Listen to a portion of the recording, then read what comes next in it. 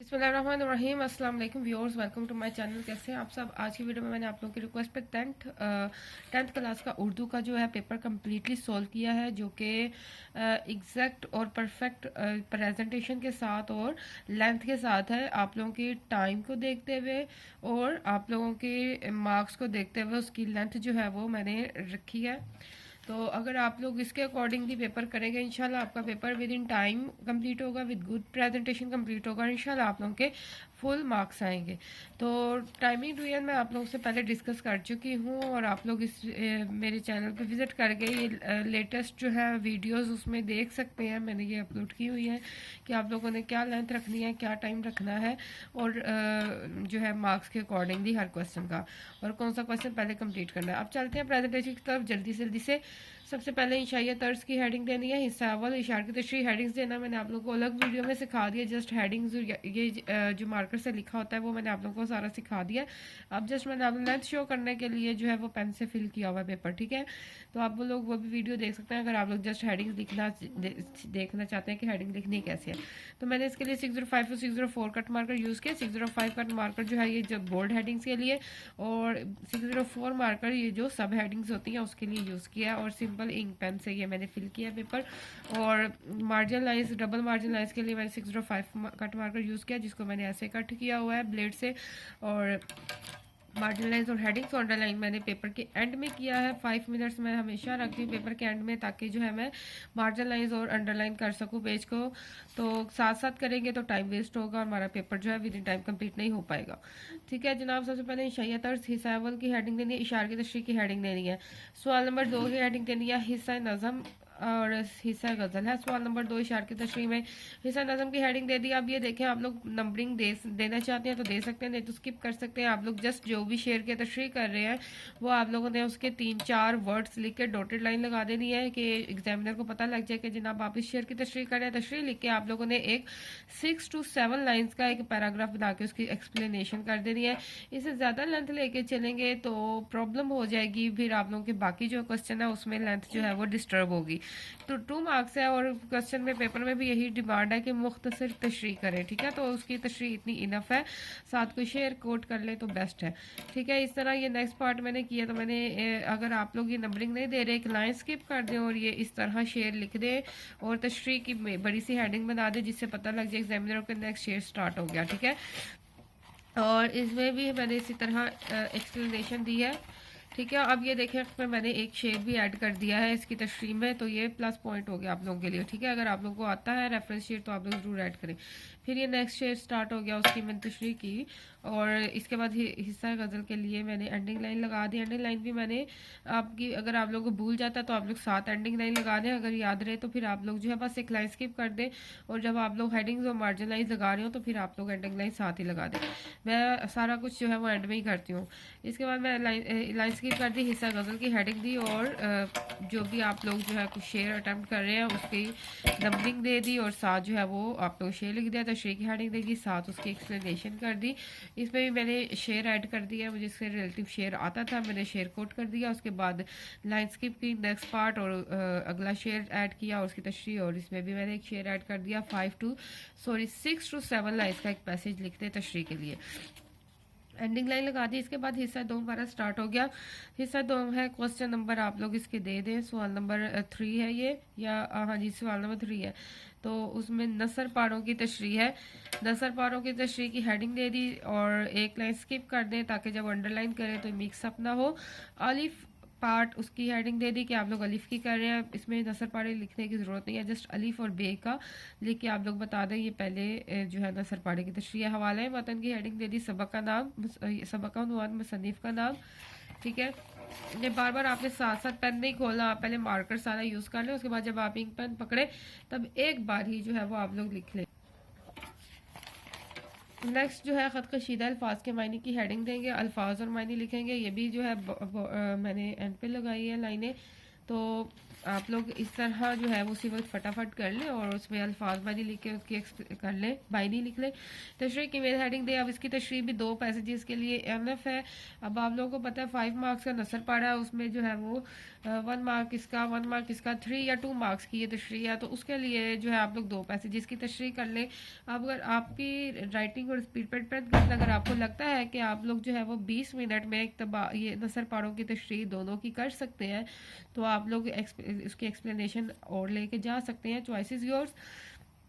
ठीक है, बे पार्ट है। बे पार्ट मैंने ये नॉर्मल रखा हुआ है सारा, कि अगर आप लोग इसे ज़रा एक्सटेंड करना चाहते हैं एक्सटेंड कर लें, इससे कम करना चाहते हैं तो फिर गलत बात है। आप लोगों ने इतना रखना है या इससे ज़्यादा कर सकते हैं टाइम के इस 2 घंटे के अंदर, तो कर लें। हवाला माता सबक का नाम, उन्वान मुसन्निफ का नाम लिख दिया, खत कशीद अल्फाज के मायने लिख दी, सारी मार्कर से एक दफ़ा हेडिंग दे दी, उसके बाद फिर पेन से ये सारा फिलअप कर दिया।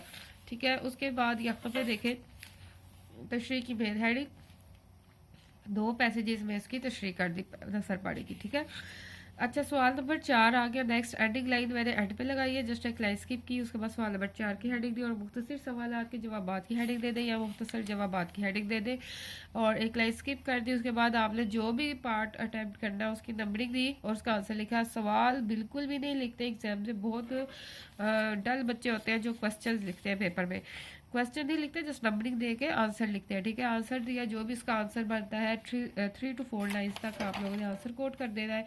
ठीक है, नंबरिंग दे दे के आप लोगों ने आंसर लिख दिया, लाइन्स में लाइन स्किप मत करें, बस आप नंबरिंग दे और आंसर लिखें, नंबरिंग दे और आंसर लिखें। ठीक है, एंडिंग लाइन लगाई। सवाल नंबर 5 स्टार्ट हो गया। सबक का खुलासा, जो भी पाकिस्तान की शहजादी का जो भी नाम है आप लोगों ने उसका नाम लिख दिया और स्पेस दे दी है इन दोनों के बीच में, ताकि जब आप लोग अंडरलाइन करें तो आपस में ये कंजस्टेड ना हो जाए। ठीक है, अब ये खुलासा देख लें कैसे लिखना है जनाब। पैसेजेस की फॉर्म में आप लोगों ने लिखना है। जब एक पैराग्राफ बनाते हैं तो ये देखें इतना इसमें मार्जिन होता है, 3 to 4 लाइन्स का, सॉरी 2 या 3 लाइन्स का गैप होता है, उसके बाद स्टार्ट करते हैं।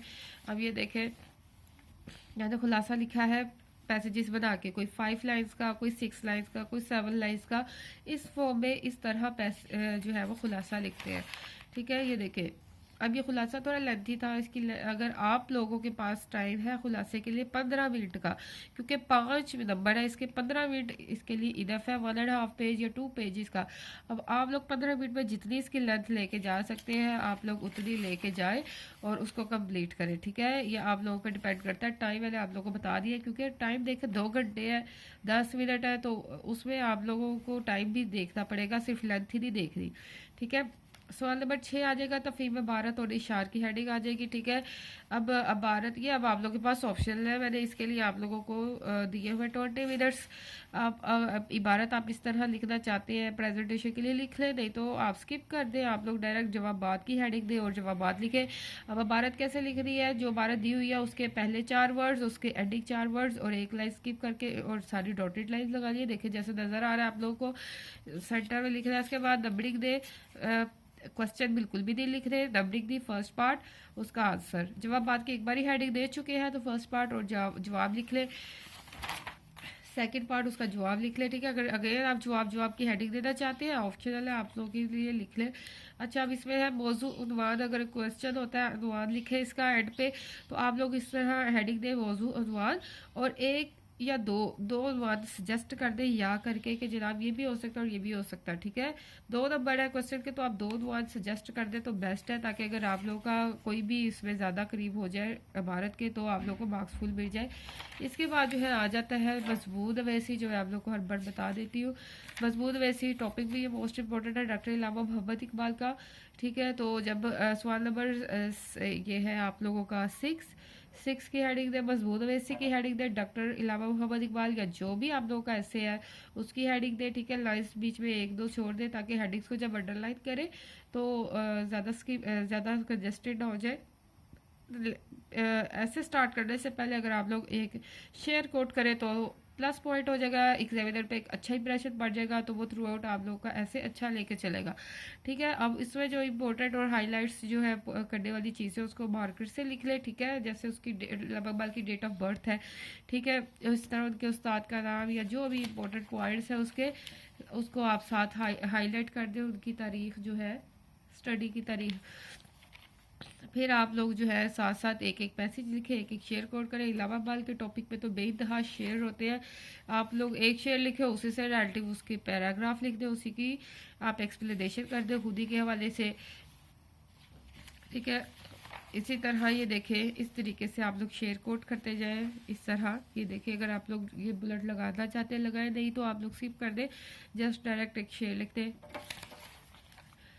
ये देखें, इलावा इकबाल के कॉल ऐड करना चाहते हैं, इस तरह कोटेशन की फॉर्म में कॉल ऐड कर दें। इलावा इकबाल का शेर है, इलावा इकबाल इस तरह लिख दें, और ये आप लोगों का ऐसे इस तरह कंप्लीट हो जाएगा। एंड पे डेट ऑफ डेथ जो है वो भी आप लोग मार्कर से हाईलाइट कर दें, और एंडिंग लाइज जो आखिर में जो लाइज आ जाते हैं उसको जल्दी से क्रॉस कर दें, और एंडिंग लाइज लगाए, मार्जिनल लाइज लगाए, और पेपर अपना 2 आवर्स एंड 10 मिनट्स में अच्छे तरीके से कंप्लीट करके आए विद गुड प्रेजेंटेशन। लेंथ पे बातें जाइए, लेंथ के चक्कर में आप लोग के बाकी क्वेश्चंस जो है उनका हर्ज होगा।